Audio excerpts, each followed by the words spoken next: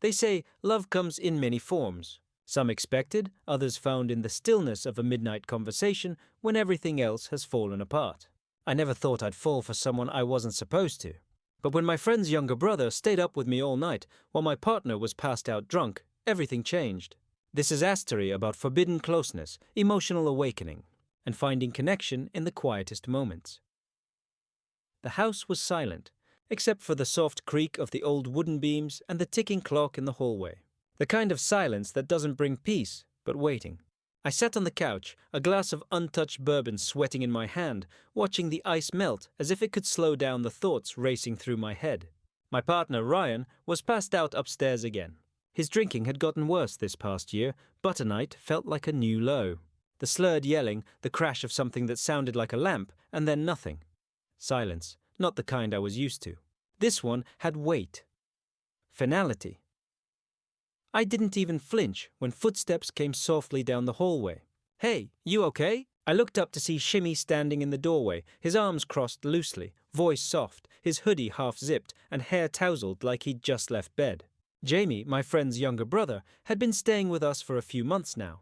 Quiet, reserved, always sketching in his notebook or lost in his own world. "I didn't wake you, did I?" I asked, trying to sit upright. My voice cracked more than I wanted. "No," he said, stepping closer. "I was awake," heard him yelling again. "Thought I should check on you."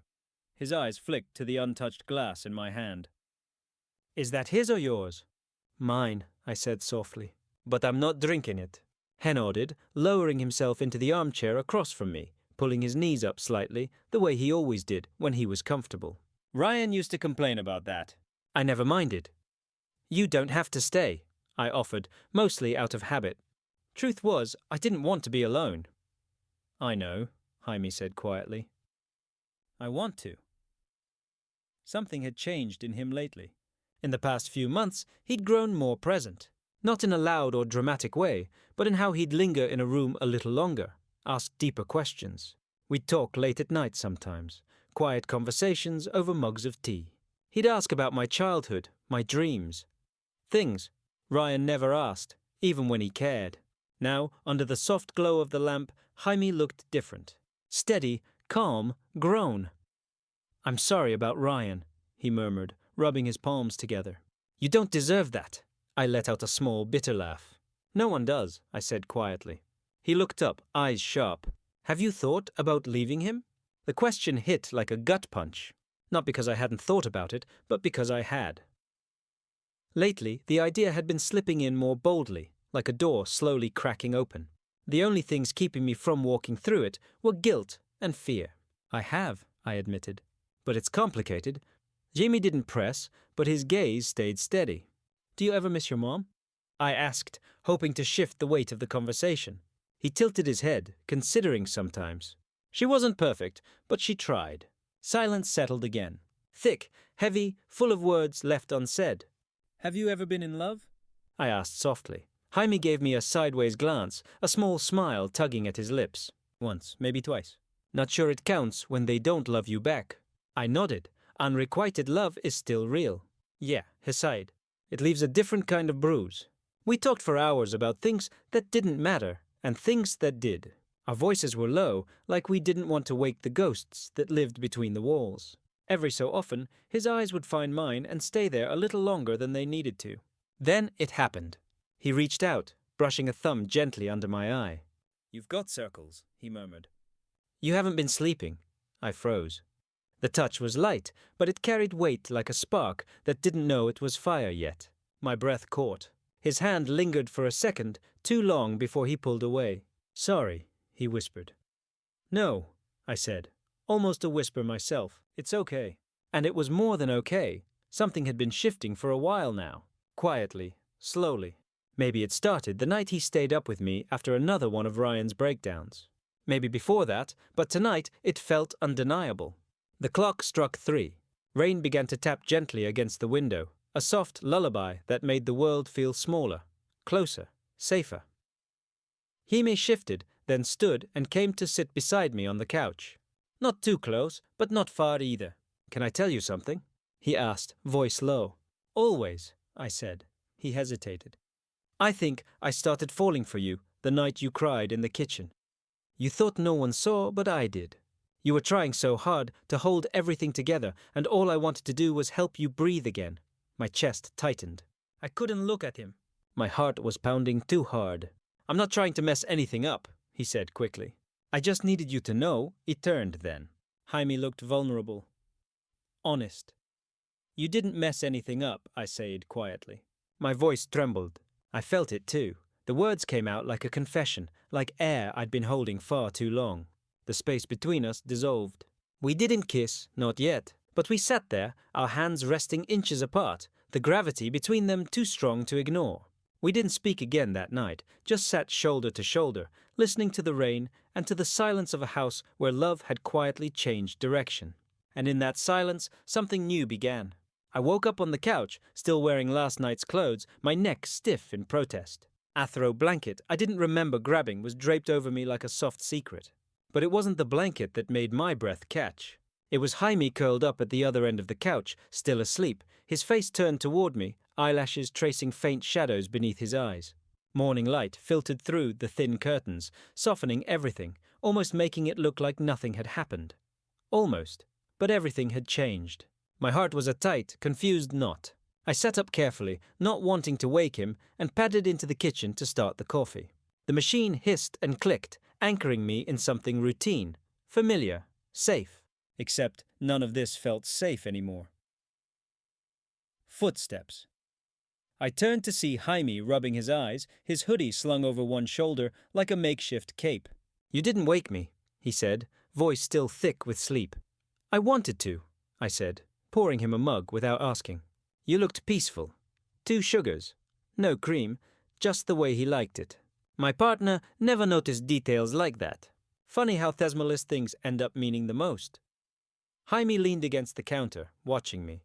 You okay? I hesitated. Not really, but I'm not falling apart either. He nodded, taking a slow sip. Did he wake up? I asked. Jaime shook his head. Still out cold. Smells like whiskey and regret. I let out a quiet, humorless laugh. That's been his cologne for years. When Ryan finally stumbled into the kitchen, shirt wrinkled, eyes bloodshot, reeking of last night's bar floor. The air between Jaime and me turned fragile but unbreakable. Ryan didn't bother with good mornings. You make coffee? He muttered, grabbing the pot without waiting for an answer. He spilled some, didn't even glance at us. I saw Jamie's posture tighten, protective. Ryan gulped down the coffee like medicine, then looked at me. You sleep on the couch again? I didn't want to listen to you snore through another hangover, I said evenly. He squinted, trying to decide if it was a joke, then shrugged. Whatever.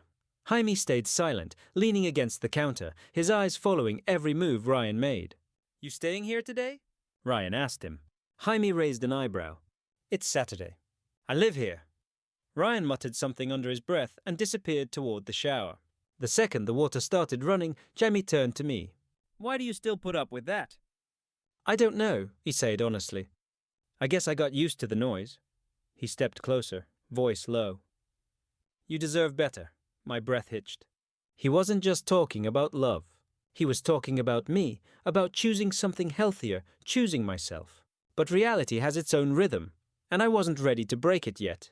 That afternoon, Ryan left early, claiming he needed air, as if the smell of whiskey counted as oxygen. We didn't ask questions. We never did. Jamie and I were alone again, and this time the house didn't feel so empty. We sat on the living room floor, knees brushing, a record spinning on the old player. Fleetwood Mac, his pick. I always found it ironic how he loved older music, the kind that sounded like heartbreak wrapped in velvet. I was thinking about what you said last night, I admitted, watching the record spin. Jaime looked at me, his eyes unreadable. Which part? All of it. A soft smile touched his face.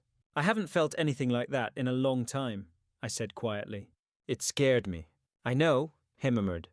Me too. We sat in that pause, letting it stretch. It wasn't uncomfortable. It was full. Then he reached out again, his fingers brushing mine.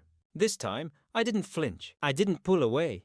Our hands fit together naturally, like they'd been waiting for permission. I feel like we're lighting a match in a house made of paper, I whispered. Maybe, Jaime said, gently squeezing my hand. But maybe we've been standing in the ashes too long already. That night, I couldn't sleep. Every time I closed my eyes, I replayed the moment our fingers intertwined. The way Jaime looked at me, not with desire, but with something deeper, something reverent. Like he saw me not as someone broken, but as a person who had simply forgotten what it felt like to be wanted. I thought about leaving Ryan. What would that mean? Dividing the life we'd built, explaining it to friends who only knew the surface. But none of it scared me as much as the thought of losing Jamie. Could this be real? Was it just loneliness, or something genuine born of long nights, quiet talks, and the comfort of being truly seen? In the quiet of early morning, I texted him, "Meet me at the lake tomorrow."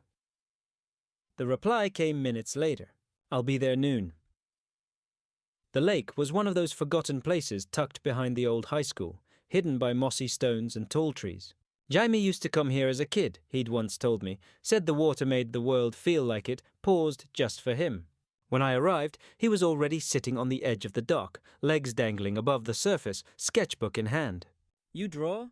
I asked, settling beside him. He nodded. "Helps me think. Can I see?"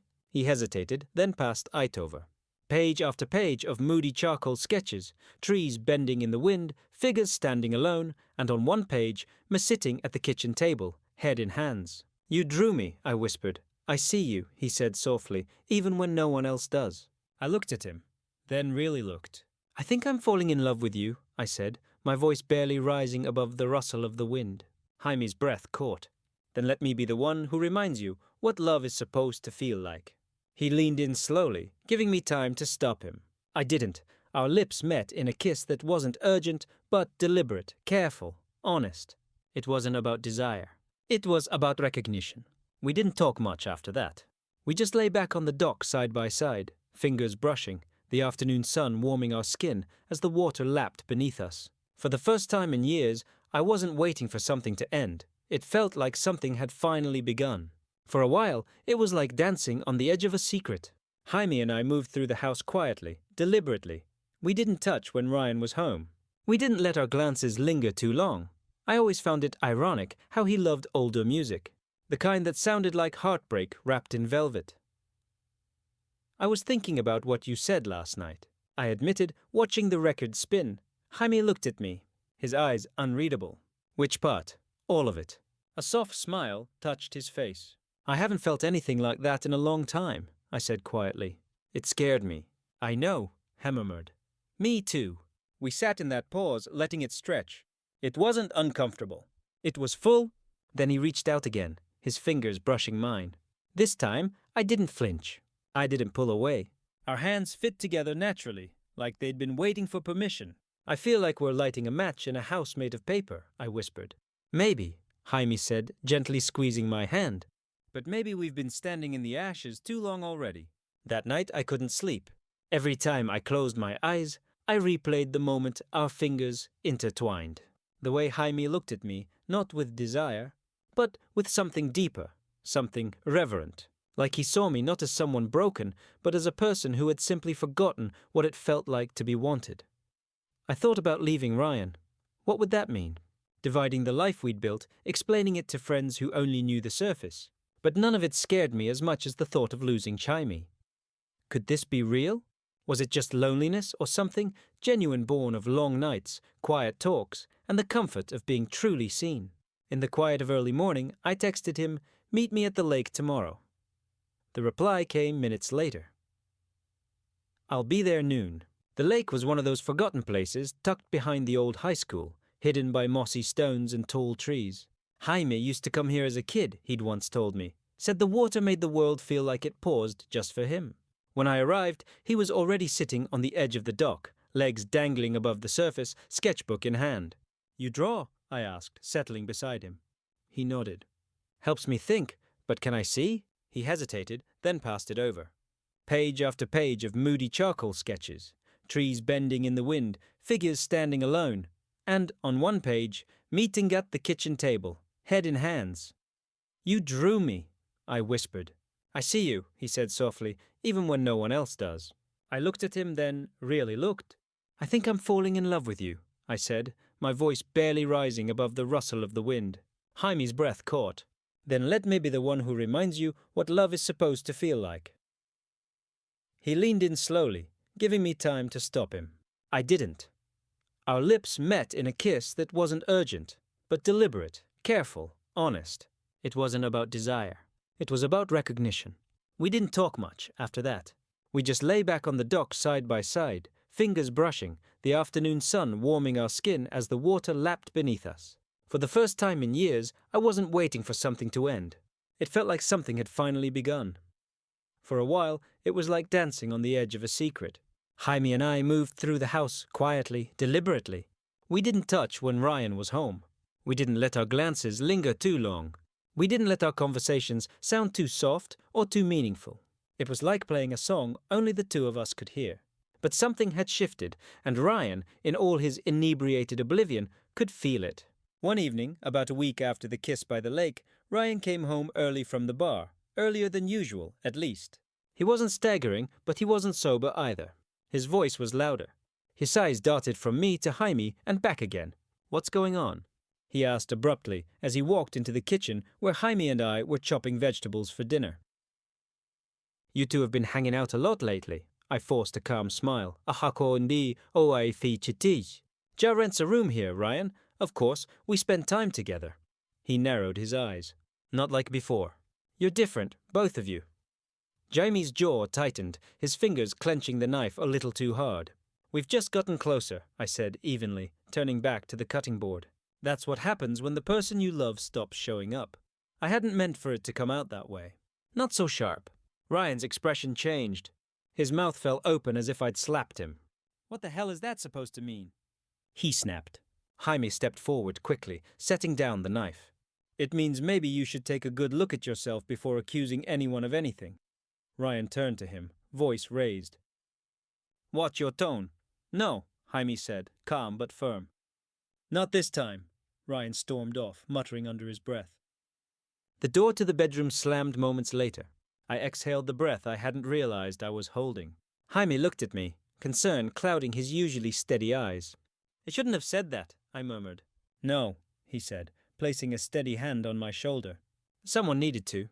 I turned towards him, heart still racing. "What if he knows?" "Then we tell the truth," he said softly. I froze. "Are we ready for that?" He was silent for a beat. "I am. The question is, are you?" His words stayed with me long after we finished dinner in silence and retreated to our separate rooms. That night, I lay in bed, staring at the ceiling fans spinning above me. I could hear Ryan pacing in the other room, drawers slamming, muttered curses, and beneath it all, the heavy silence from Jaime's room. Not long ago, I'd worried I'd never feel again, that my heart had grown too callous to recognize affection or honesty. Now I was torn between the guilt of addying marriage and the pull of something pure, something real. The next morning, I woke to my phone buzzing. A text from Jaime. "Come outside. I'm on the porch, still in my robe." I tiptoed out, careful not to wake Ryan. The morning air was crisp, hinting at fall, though summer still clung to the trees. Jaime stood at the railing, coffee in hand, hair messy, eyes tired. "He went through my sketchbook," he said quietly. My stomach dropped. "What?" Jaime nodded. "Last night, while I was in the shower, I left it on my desk. He saw the drawing of you." I blinked, unable to speak for a moment. "What did he say?" "Nothing. Not yet. But he knows." I sat down hard on the porch steps, head spinning. Jaime joined me, our shoulders touching. "I'm not afraid of him," he said. "I just don't want this to turn ugly." "It already has," I whispered. "Our marriage has been over for a long time. We were just pretending." "You didn't break it, Jaime. You just walked into the wreckage." That night it happened. Brian came home angry. Not drunk, but sober angry, which was always worse.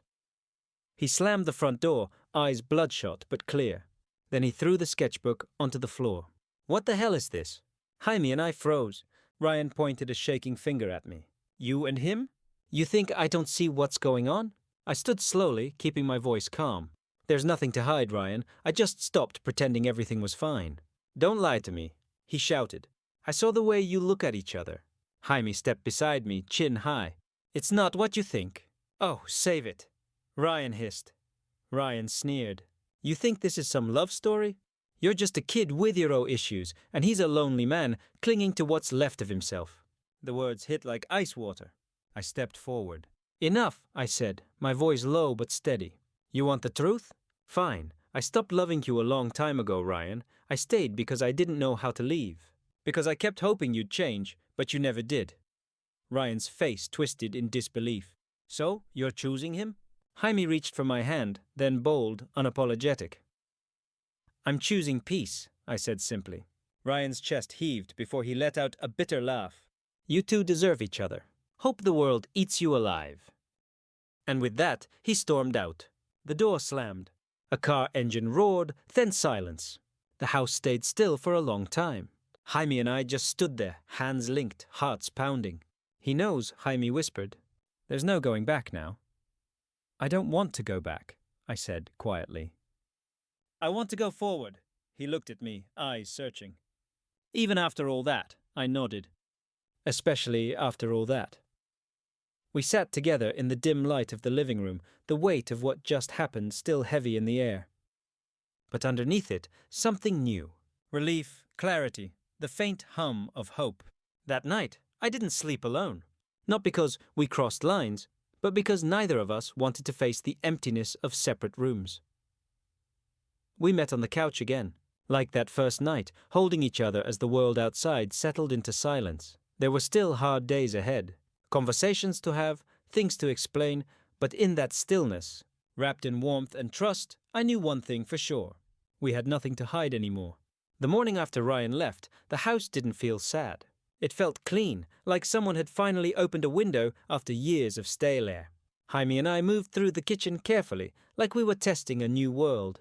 Quiet but not tense, Thiesland's between us was full of understanding. So, he said, stirring his coffee. Is he really gone? I looked at him for a moment before answering. I think he finally realized there's nothing left for him here. Jaime nodded slowly. He didn't hurt you, he said softly. No, I said, shaking my head. But the way he looked at me, I've seen that look for years. Only this time, it didn't scare me. He came around the counter and wrapped his arms around me from behind. I leaned into him, letting the warmth of that simple touch steady my breathing. We're free, he whispered. It was true, but freedom comes with a cost. The next few days were about rebuilding. Ryan sent one text, short and bitter. Hope you're proud. You ruined everything. I didn't respond. Instead, I focused on putting the pieces of my life back together and figuring out where Jimmy fit into it. We worked side by side, quietly remaking the house. He fixed the broken drawer in the kitchen. We repainted the living room a warm sage green. We opened the windows, let the air in, played old records, and made the space ours. Jaime started calling me by my first name more often, softly, like it was a secret. No more old jokes, he teased one night, folding laundry on the couch. I smiled. Deal. And for the first time in a long time, the laughter that followed didn't sound borrowed. It sounded like home. You're officially upgraded to heartthrob housemate, he said with a grin. I laughed, a real full laugh that filled the room like sunlight. Is that a promotion or a demotion? I asked. Definitely a promotion, he replied, tossing a rolled-up pair of socks at me. Way hotter. The line between us blurred but we let it. We embraced it. Because in this house, in this home, we were building something honest. Still, the outside world existed. One morning, as we sat at the small kitchen table sipping tea, Leo's phone lit up with a call from his mother. You going to answer? I asked softly. He stared at it for a moment before declining the call. I don't know what to say to her, he murmured. She might already know, I said quietly. He nodded. Probably. And what if she hates me? He added after a pause. I reached across the table and took his hand. Then she was never really looking out for your happiness, I said gently. But you're not alone in this. He looked up at me, eyes shining with quiet gratitude. I want to tell her eventually, he said. Just not yet. I understood. The world could be cruel, especially to people who lived outside its rigid expectations. We had to be sure of ourselves before we asked others to understand us. So we stayed in our little sanctuary a while longer. A week later, Leo surprised me. I want to take you out, he said, brushing paint off his cheek as we finished hanging a canvas in the hallway. Like out. Out! I blinked, smiled. Yeah, I'm done hiding. So we went to a quiet little bistro tucked away in the arts district. We sat under string lights, ordered wine, and shared a plate of pasta like we were in a movie. It was tender and strange seeing each other in public like this, holding hands across the table without fear. A few heads turned. One couple whispered, but Leo just looked at me and smiled. Let them stare, he said. It was a small gesture, but a brave one. And in that moment, I realized how much he had grown, how much we both had. We weren't stepping into the world timidly anymore. We were claiming space in it together. That night when we got home, the quiet returned. Leo sat on the edge of the bed, shoulders tense. You okay? I asked, sitting beside him. He hesitated. Sometimes I wonder if you'll regret this. I frowned. Why would I? Because I'm younger. Because it's not normal. I took his hand, thumb brushing over his knuckles. Normal doesn't mean anything to me anymore, I said softly. What we have in it's real. You didn't just walk into my life. You changed it. You made me feel alive again. He leaned his head on my shoulder. I'm scared, he whispered, but I don't want to lose this. You won't, I promised. Not as long as I'm breathing. Over the following weeks, we slowly started sharing our story. First with close friends, then with his family. It wasn't easy. There were awkward silences, angry words, even a slammed door. But eventually, most people came around because when they saw us, really saw us, they understood this wasn't scandal. It was sanctuary. Two people finding each other in the most unexpected place. Leo started taking art classes at the community center. He started writing again, journals, short stories, even a blog. We pushed each other, supported each other, loved each other. One rainy Sunday, I found him sitting on the porch swing, sketching again. Draw me? I asked, leaning in. He smiled. I already do. Every time I closed my eyes, the world outside our door kept spinning, loud, messy, often cruel. But inside, we had built a home not just of walls, but of trust. Leo wasn't just my housemate anymore. He was my partner, my peace, my future. And as I stood behind him, arms around his waist, chin resting on his shoulder while he sketched, I knew we hadn't just survived the storm. We'd grown something beautiful from its wreckage. It's strange how life can change so drastically in just 1 year. The house that once echoed with tension now hummed with life.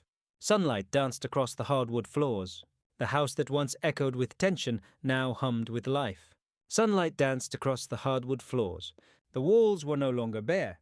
They held Leo's artwork vivid and full of emotion. Each piece told a part of our story. From the soft mornings by the lake to the long nights spent learning how to love again. The smell of coffee lingered in the air. Music drifted from the open windows, one of Leo's mellow playlists. I stood in the doorway, watching him from behind, barefoot, sketchbook in hand, lost in thought. The morning light bathed his skin in gold. This was our life now. Not perfect, not always easy, but ours. And it was enough. One quiet afternoon, a letter arrived. No return address. I recognized Ryan's handwriting instantly. I stared at it for a long moment before Leo noticed. You going to open it? He asked gently. I don't know. He came to sit beside me. Whatever it says, it doesn't change anything between us. I nodded, then tore the envelope open. I was never good at saying the right thing. I blamed you because it was easier than facing myself, but I see now that I lost you long before he came along. I hope you're happy. I really do. Take care of him. Ryan folded the letter and tucked it into a drawer, not to hide it, but because I didn't need it anymore. There was one more thing we hadn't done yet. Something we'd been saving for when we were truly ready, telling my parents. Leo offered to stay behind, but I shook my head. No, I said. We do this together. The drive was quiet. My heart pounded the whole way. When we arrived, my mom opened the door with her usual warmth, hugging me tightly. My dad followed with a firm handshake and a curious glance at Leo. We sat in the living room sipping tea, making small talk until I finally took a breath. I have something to tell you, I said. They both looked up, waiting. Leo and we're together. A long silence. Then my mother blinked, smiled softly. Well, she said, that explains the glow on your face lately. I exhaled. You're not upset. She shook her head. You've spent too many years pretending. I'm glad you're finally living. My father nodded slowly. We may not fully understand, he said, but we love you. That's what matters. Under the table, Leo squeezed my hand. I didn't cry, but I could have. That spring, Leo hosted his first gallery show. I helped him hang the canvases the night before while he nervously rehearsed what he'd say if anyone asked about his muse. You're not just my muse, he said, touching my cheek. You're my reason, Ismiled, and you're my second chance. The opening was a success. People admired his work, asked questions, offered commissions, but the moment that stayed with me was when a young man approached him, eyes bright with hope. I read about your story, he said quietly. I didn't know people like me could have love like that. Leo smiled, placing a gentle hand on his shoulder. You can, he said. It just takes courage and the right person. That summer, we went back to the lake, the same place where everything had begun. The air was thick with memories of fireflies and moonlight, of quiet confessions and unspoken promises. This time there was no fear. We spread out a blanket, opened a bottle of wine, and lay side by side beneath the stars. Used to dream of this, he whispered. A love that feels like coming home. He turned to him, smiling. Now you don't have to dream, I said. We kissed slow, deep, certain. No rush, no guilt, just us. We never went back to labels. He wasn't just my housemate anymore. He was my partner, my peace. My home, our story, once shadowed in secrecy and doubt, now stood openly in the light. People sometimes asked how we made it work. We told them the truth. Love doesn't always come in the shape you expect. Sometimes it finds you in the wreckage of something else, broken, bruised, and breathtakingly real. Sometimes love stays up with you all night when your world is falling apart and never leaves again. On the anniversary of the night Leo first stayed with me, the night everything quietly changed. We lit candles, played our favorite song, and danced barefoot in the living room, just the two of us. As the music swelled and the world faded away, I whispered, "Thank you for seeing me, for choosing me." He looked into my eyes and said, "I didn't just choose you, I found you." And in that moment, forehead to forehead, heart steady, I realized this wasn't just a love story. It was a beginning, one we wrote with courage and lived with joy.